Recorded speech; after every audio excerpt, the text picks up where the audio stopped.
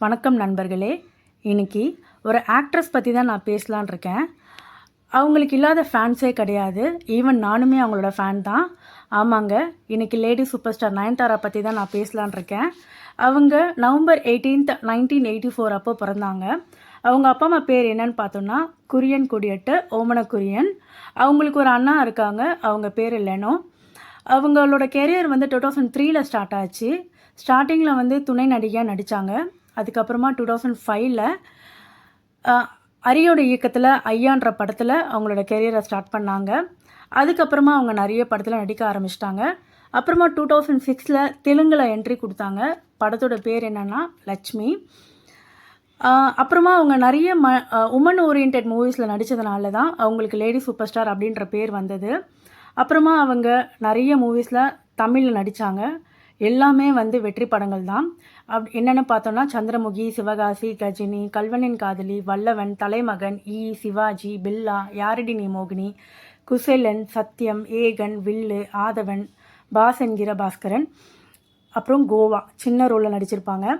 அதுக்கப்புறமா கொஞ்ச நாள் கழித்து கொஞ்சம் வருஷம் அவங்க சினிமாலேயே இல்லை. அதுக்கப்புறமா 2013 கம்பேக் கொடுத்தாங்க.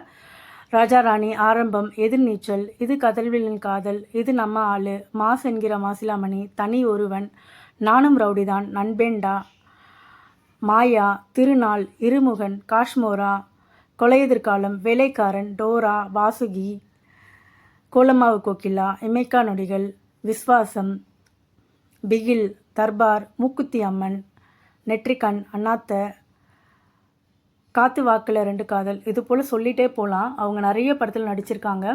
அதே மாதிரி பார்த்தோன்னா அவங்க வந்து நிறைய அவார்ட்ஸும் வாங்கியிருக்காங்க. அவங்களோட பர்சனல் லைஃப்பில் நிறைய பிரச்சனைகளை ஃபேஸ் பண்ணியிருக்காங்க.